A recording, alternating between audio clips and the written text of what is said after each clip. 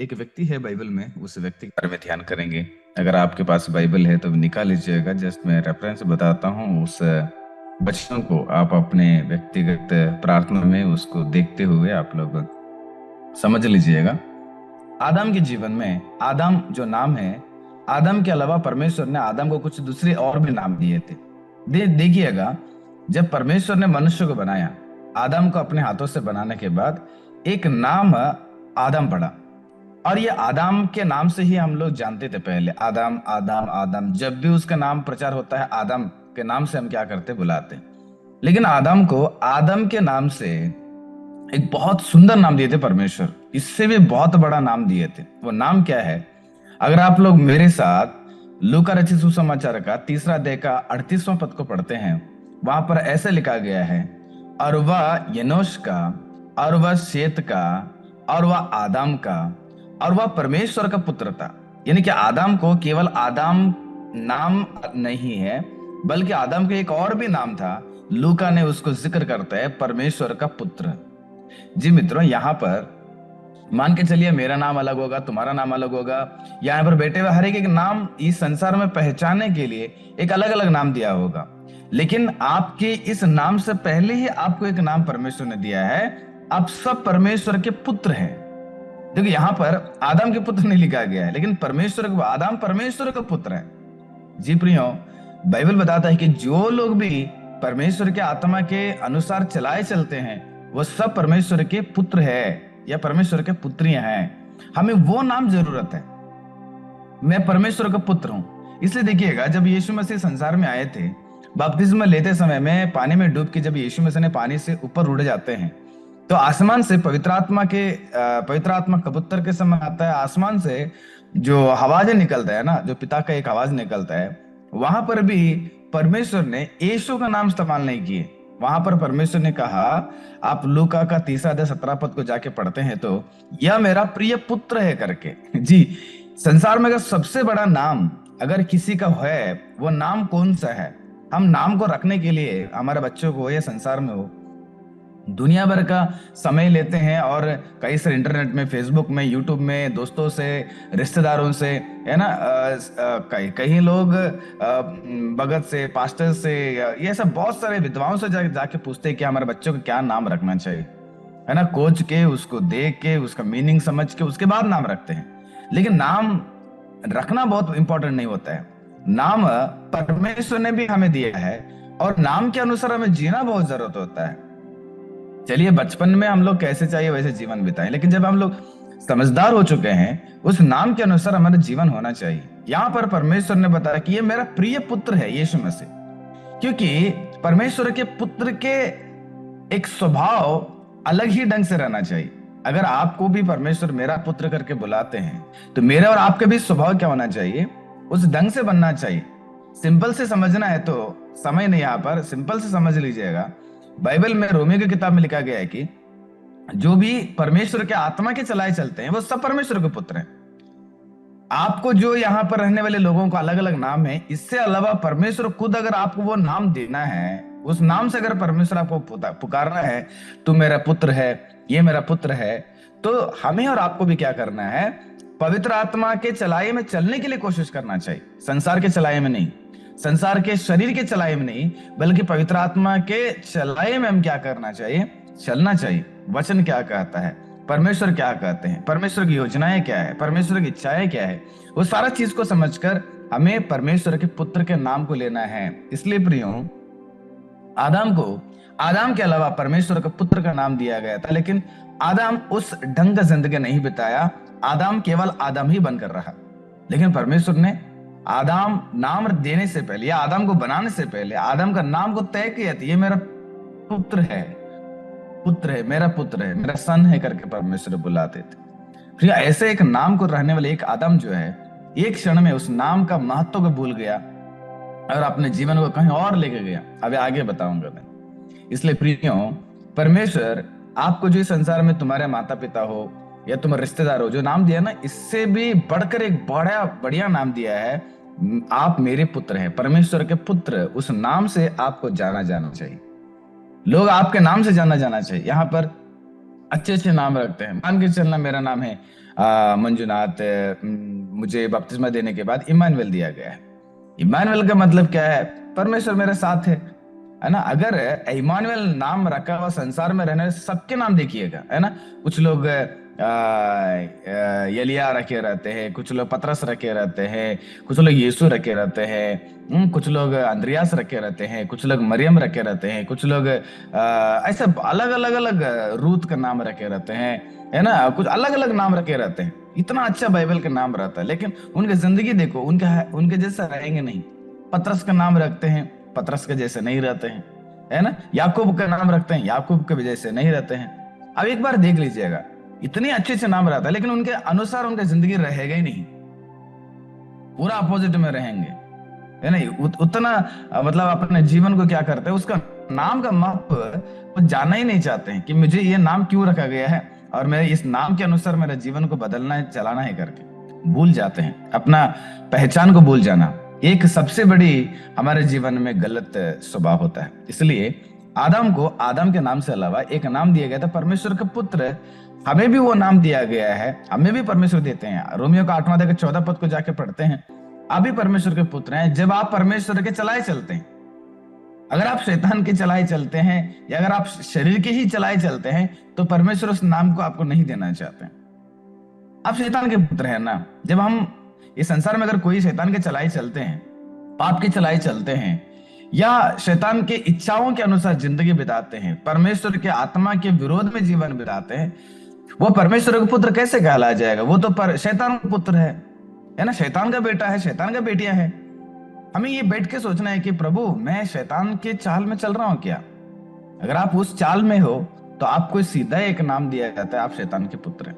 इसलिए प्रियो, हमें उस नाम को एक बार याद रखना चाहिए। मैं और परमेश्वर के पुत्र हैं, आप परमेश्वर के पुत्र हैं। उस परमेश्वर के पुत्र लोग परमेश्वर के अनुसार अपना कदम को क्या करें? बढ़ाएं। दूसरा चीज आदम से मेरे जीवन में सीखना एक अच्छे काम ये है, आप उत्पत्ति का 2 अध्याय 15 पद को पढ़ते हैं तो आदम जो है एक बहुत कठिन परिश्रमी आदमी था, बहुत कठिन परिश्रम करता था उसने।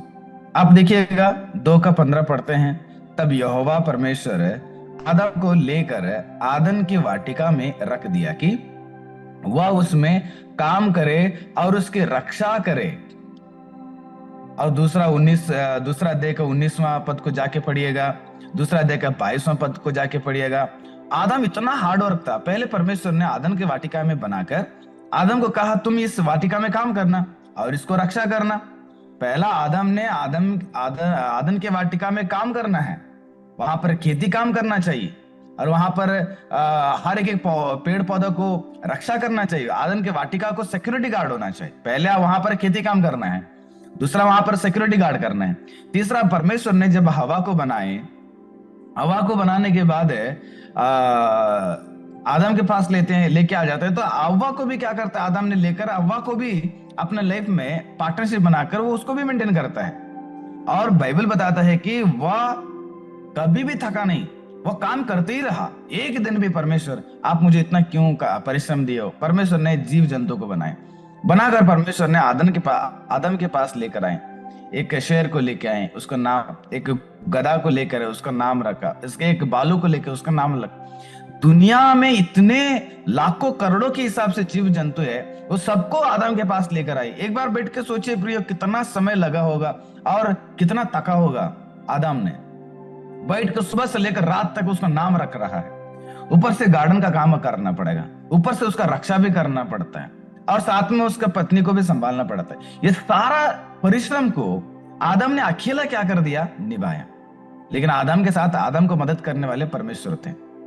देखिए, इतना हार्ड वर्क करने वाला आदम एक ही दिन भी परमेश्वर के पास आकर उंगली नहीं दिखाया, प्रभु आप मुझे इतना काम क्यों देते हो, इतना आप मुझे परिश्रम क्यों करवाते हो, आप इतना मुझे तनाव क्यों देते हो, इतना दबाव क्यों देते हो? आदम ने समझ लिया कि मुझे अगर परमेश्वर ने बनाया, अगर रेस्पॉन्सिबिलिटी परमेश्वर ने दिया है, तो परमेश्वर सोच समझ कर देता है ना। ये यूं ही तोड़ी देता परमेश्वर, आपको नहीं होता है वो काम दे देता है।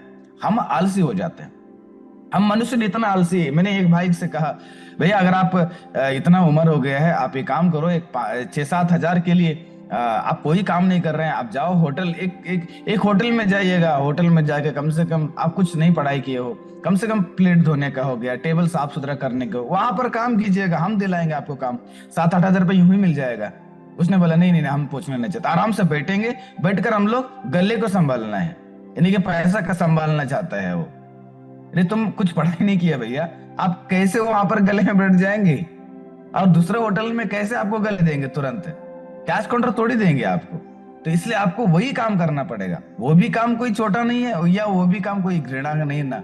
हमारे क्या बोलते हैं, क्षमता के अनुसार आपको वो काम करना उचित होता है। चलो वो भी नहीं होता है, कोई कंपनी में जाइएगा, गार्डन का काम चुन लीजिएगा। नहीं नहीं नहीं, हर जगह में एक ही काम टिका हुआ है, उसको पैसों को संभालना है, बैठ के कोई काम करना है। उधर अगर वो काम करेंगे तो पसीना आ जाएगा, थक जाएंगे, सुस्त हो जाएगा, धूप लग जाएगा, तब तो फिर जीवन कैसे बिताएंगे है? तो आज तक उस भाई ने वैसे ही जिंदगी बिता रहे हैं। सोचिएगा उसके माँ बाप को कितना दर्द होगा, या उसके परिवार में कितना तकलीफें होंगे। प्रियो, हमारे और आपके जीवन में एक समझना जरूरत है, हमें एक हार्ड वर्कर बनना चाहिए। ऐसे लोगों को परमेश्वर ढूंढते हैं। पर पौलुस को परमेश्वर ने क्यों ढूंढ लिया सेवकाई में? क्योंकि परमेश्वर को पता था, कोई और को भी चुन लेता था ना, लेकिन परमेश्वर भविष्य को जानते थे पौलुस का। पौलुस ने हजारों के हिसाब से पैदल से जाकर और नाव में बैठकर सेवकाई किया, परमेश्वर के लिए जिंदगी। प्रभु आपके लिए तोड़ूंगा, आपके लिए करूंगा, आपके लिए, आपको खुशी, आपका मर्जी, आपकी इच्छा पूरा करूंगा। एक दिन भी पौलुस ने भी परमेश्वर के ऊपर उंगली नहीं दिखाया। ठीक उसी प्रकार हमारे जीवन में जो काम हमें परमेश्वर देते हैं, उसमें कुड़कुड़ाहट नहीं करना चाहिए। ये मुझे ये काम क्यों है, वो काम क्यों, ये जिम्मेदारी क्यों है, कभी भी कुड़कुड़ाहट मत ना करें। आप उस काम में खुश होकर आप आगे बढ़ें। अगर आप यहाँ पर अलग अलग काम परमेश्वर ने हम सबको दिया है, कुछ लोगों को परिवार को संभालने का, आदम ने परिवार को संभाल लिया। कुछ लोगों को सेवा संभालने का, परमेश्वर आदम ने सेवा भी संभाल लिया। परिवार ही सबसे पहला कलीसिया है ना। अंकल हमेशा बोलते हैं, परिवार सही रहेगा तो तुम्हारा सेवकाई सही रहेगा, तुम्हारा परिवार सही नहीं रहेगा तो तुम्हारा सेवकाई चल पड़ा। ठीक उसी प्रकार परिवार सबसे पहला कलीसिया है, और उस कलीसिया को आदम ने कितना अच्छे संभाल लिया देखिएगा। लेकिन उसमें थोड़ा सा प्रॉब्लम आदम का मैं बताऊंगा वो क्या है। इसलिए प्रियो, हमारे और आपके जीवन में परिश्रम करने में पीछे नहीं हटना चाहिए। याद रखिएगा, तुम्हें परमेश्वर, यहाँ पर जितने भी लोग हैं इंक्लूडिंग मुझे, मैं इस संसार में एक नाम लेने से पहले परमेश्वर मुझे एक नाम से पुकारते हैं, तू मेरा पुत्र है। उस नाम के अनुसार हमें जिंदगी बिताना चाहिए। परमेश्वर का पुत्र होकर शैतान की हरकतें नहीं करना चाहिए। दूसरा, आदम एक परिश्रमी व्यक्ति था, उससे परमेश्वर ने बनाया उसको हार्डवर्क करने के लिए, हार्डवर्क दिया। तो उसके साथ रहने वाले हम सबको भी क्या है, वही जिम्मेदारी है, हमें भी एक हार्ड वर्कर होना चाहिए। मल्टी पर्पस, यानी कि बहुत सारे अगर जिम्मेदारी हमें दिया जाता है, उसमें हम लोग थके नहीं, हम दौड़े, उसको उठाकर लेके जाने के लिए कोशिश करें, ना कि हम इस काम की वजह से हो या इस काम को दिए व्यक्ति की वजह से हो, कभी भी कुड़कुड़ाहट ना करें। हम खुशी खुशी से क्या करेंगे, काम करते रहेंगे। और तीसरा देखिएगा, आदम के जीवन में हमें हम और आपको सीखने का एक महत्वपूर्ण बात है। आदम एक सबसे बहुत बड़ा कमजोरी व्यक्ति था। हमारे जीवन में भी कहीं सारे कमजोरी रहता है। मान के चलना, आपके जीवन में आप तय करते होंगे, यार आज से मैं परमेश्वर के वचन को पढ़ूंगा और ये मूवी सीरियल ये सब छोड़ दूंगा। आप ये कोशिश करके, प्रार्थना करके आप छोड़ देते हो। 1 दिन, 2 दिन, 3 दिन मूवी सीरियल जो भी है वो छोड़ देते हैं। आप बाइबल में लगातार पढ़ते 3-4 दिन, 5वें दिन में क्या हो जाता है, फिर से आप उसी रूट में चले जाते हो जो 4 दिन के पहले छोड़ के आए थे। ये आपकी कमजोरी है। लेकिन मैं आपको बताना चाहता हूं, ये कमजोरी क्यों है? ये कमजोरी इसलिए है, जो व्यक्ति जिस चीज से ज्यादा प्रेम करता है वही उसका सबसे बड़ा कमजोरी होता है।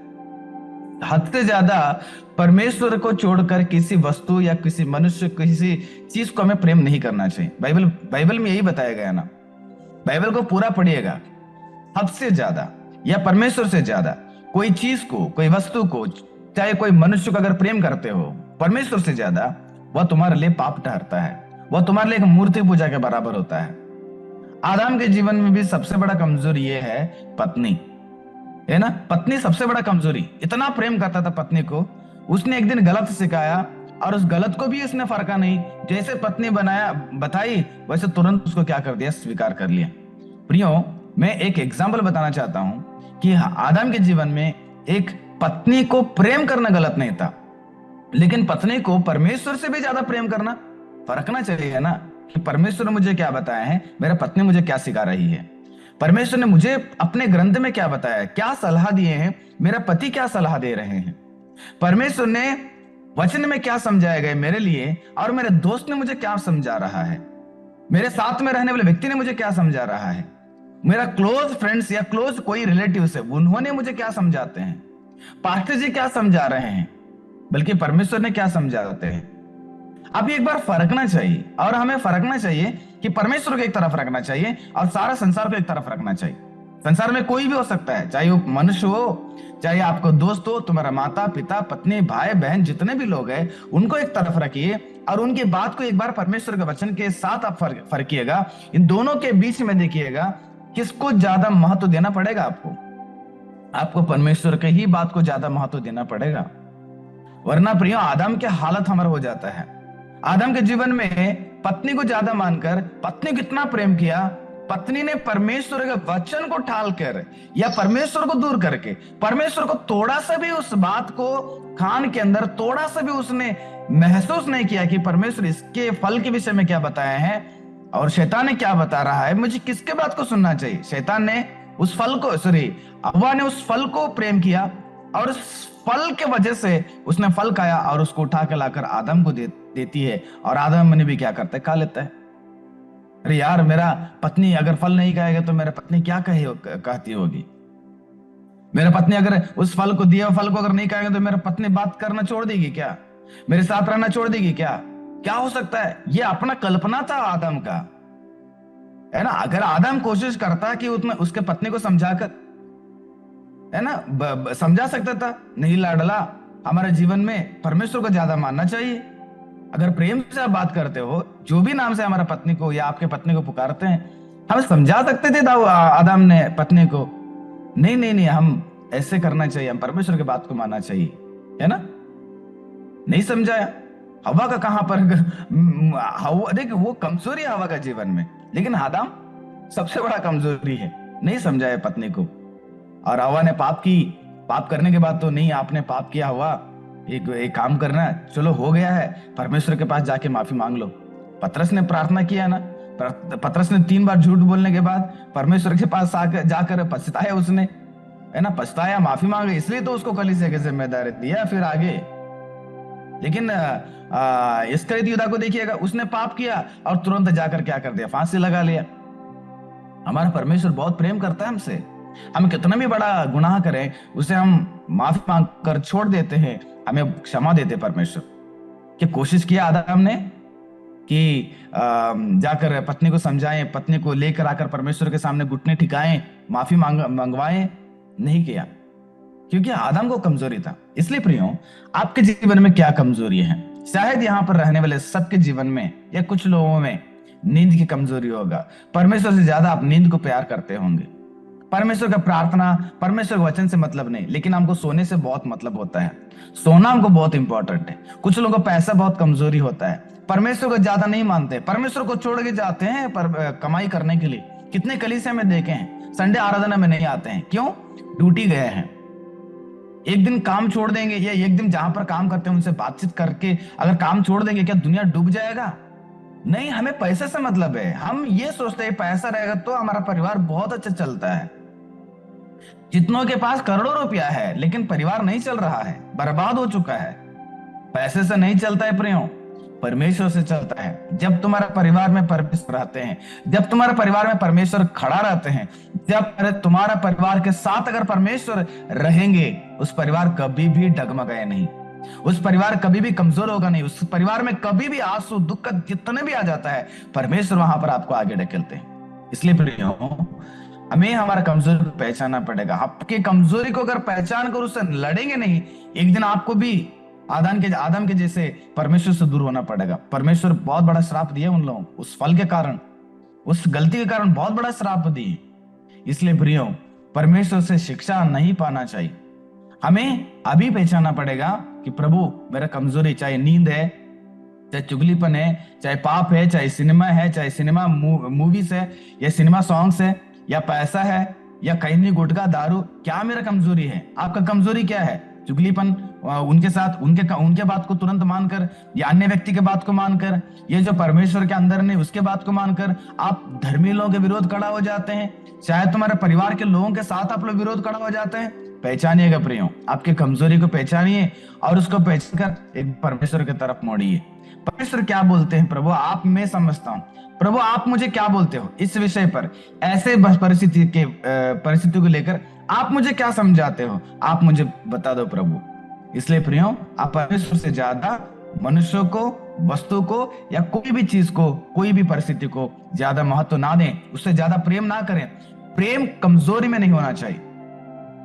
ये प्रेम बहुत कमजोर है आपके जीवन में। एक चीज को प्रेम करेंगे तो उसको ही पीछे लगे रहेंगे, हम परमेश्वर को छोड़ देंगे। मोबाइल का अगर प्रेम ज्यादा करते हैं, मोबाइल के पीछे पड़े रहेंगे, परमेश्वर से हमको मतलब नहीं, परमेश्वर के यूं ही पीछे छोड़ देते हैं। गलत है, और आदम के जैसे आपको भी क्या करना पड़ेगा? दंड सहना पड़ेगा। इसलिए प्रिय परमेश्वर के लोगों, चौथा चीज आदम के जीवन में हमें समझना जरूरत है। आदम जो है परमेश्वर की उपस्थिति से भाग जाने वाले व्यक्ति था। परमेश्वर आदम के करीब आना चाहते थे, लेकिन आदम परमेश्वर से दूर भागना चाहते थे। हमारा जीवन ऐसा नहीं होना चाहिए। हम मनुष्यों को करीब लेते हैं, लंदफंद चीजों को करीब लेते हैं, लेकिन परमेश्वर को हमेशा दूर रखते हैं। हमें परमेश्वर करीब लाना चाहिए। परमेश्वर कितना करीब लाना है? हृदय में उसको बसाना चाहिए। हृदय में अगर उसको बसाना है तो क्या करना पड़ेगा? मुझे, मेरे और आपके बीच में, सॉरी, परमेश्वर और आपके बीच में एक दीवार खड़ा हुआ है जो पाप की दीवार है, उसको तोड़ डालना चाहिए। पाप के स्वभाव, पाप की इच्छाएं, पाप के कार्य, पाप के हर प्रकार के कामों को आपको तोड़ डालना चाहिए उससे। क्योंकि यहां पर भी समस्या यही था। उस फल को खाने के बाद आदम ने जाकर पेड़ के पीछे छिप गया। परमेश्वर आए, बुला रहे आदम, वो बोल रहे कि प्रभु मैं यहाँ पर छिप गया हूं, मैं नंगा हो गया, मैं इसलिए शर्मिंदगी हो रहा है, मैं छिप गया हूं, पेड़ के पीछे छिपा हुआ है। परमेश्वर ने कहा तुम्हें कौन बताया कि तुम नंगा हो? मैंने जो मना किया तो वो फल का, प्रभु, ये सारा घटना हो जाता, यानी ये सारा घटना हो जाती है। एक उसके ऊपर ये डालता है, उसके ऊपर ये डालता है, गलती मानने के लिए तैयारी नहीं। यहाँ पर भी हमारा जीवन भी कभी कभी आदम के जैसे होगा ना प्रियो। हम भी परमेश्वर को उस पार रखे हुए हैं और हम इस पार हैं, और हमारे बीच में पाप रोज दिन भर दिन बढ़ते जा रहा है, बढ़ते जा रहा है। कल मैं एक भाई से बात कर रहा था, दुनिया में आज तक इतनी उम्र हो चुका है, लेकिन आज तक कई सारे लोगों को समझदार नहीं, कई सारे लोगों को थोड़ा सा भी अकल नहीं। यार मैं इतना बड़ा आदमी हो गया हूं, मुझे किसके बात को मानना चाहिए?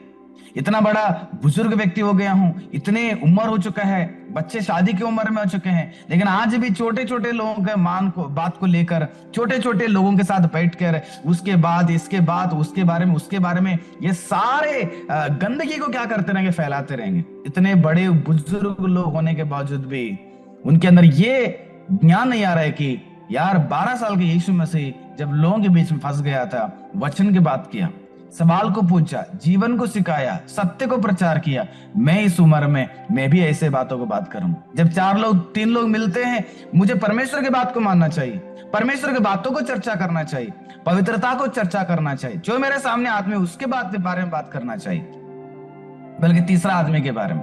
ऐसे बातों को आज तक लोगों के अंदर बढ़ नहीं रहा है, क्योंकि इतने बढ़ चुके हैं, आज भी बचपना का जिंदगी बिता रहे हैं। बचपन का जिंदगी, बचपन के जैसे ही हमारा जीवन क्या कर आज भी चल रहा है। बहुत सारे लोगों के जीवन में वही हालत हो गया है। पाप बीच में है, हम परमेश्वर को देखना नहीं चाह रहे हैं, परमेश्वर की ओर दौड़ना नहीं चाह रहे हैं। आज भी कई सारे पाप, आज भी कितने मसीह लोग आपके पहचान में होगा ना, कितने मसीह लोग होंगे आज भी कलीसिया में आने वाले लोग गुटखा खाते हैं, खैनी खाते हैं, सिगरेट मारते हैं, है ना, गांजा पीते हैं, मारपीट, मुंह को लेकर तो गंदा शब्दों को बोलते हैं। ये मसीह होते हैं क्या? ऐसे मसीह लोग नहीं है। वो सबसे मतलब अभी तक परमेश्वर को नहीं जान। देखो, मान के चलिएगा, अगर नया आदमी है, यीशु मसीह के पास आया, कलीसिया के पास आया, तो वह पाप करता है तो दुख नहीं लगता है।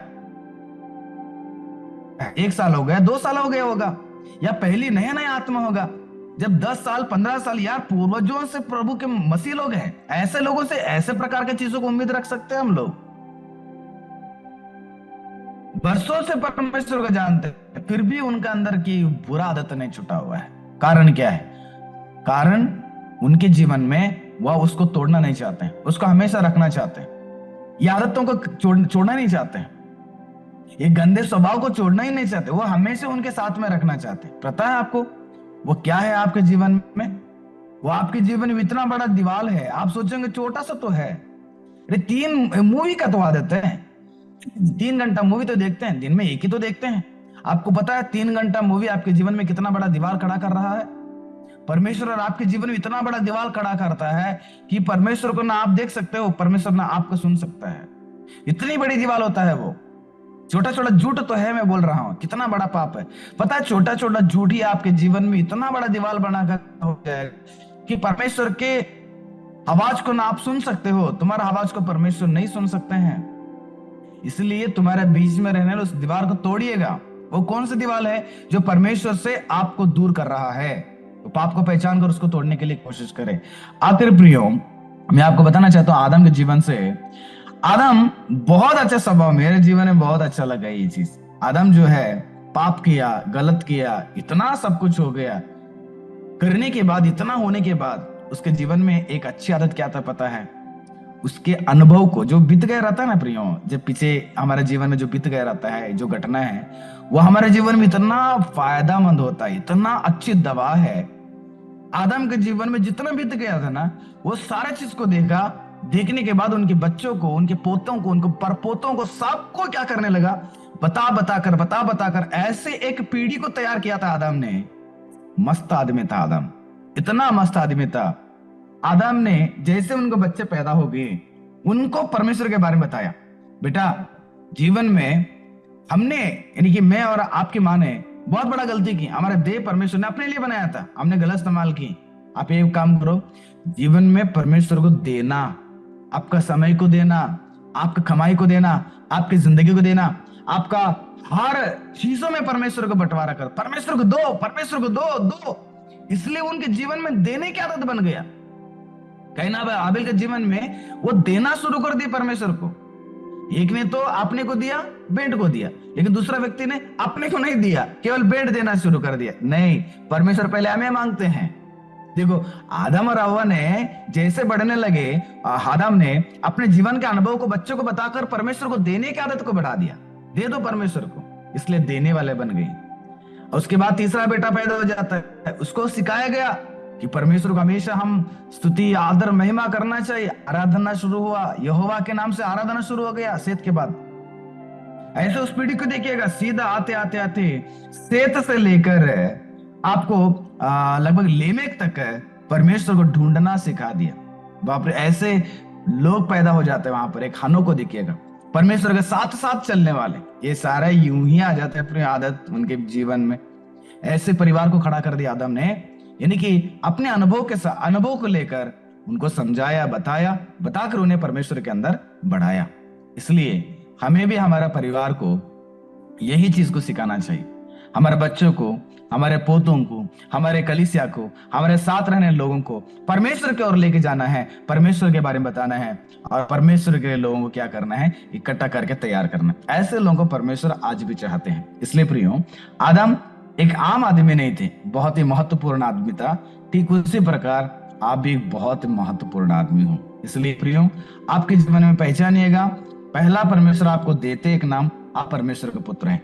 दूसरा, आदम एक कठिन परिश्रमी था, चाहे वो परिवार में, चाहे वो बाहर में, चाहे कहीं पर भी कठिन परिश्रमी। आदम के जीवन में एक कमजोरी था, उस कमजोरी की वजह से उसको सबसे बड़ा श्राप मिलता है।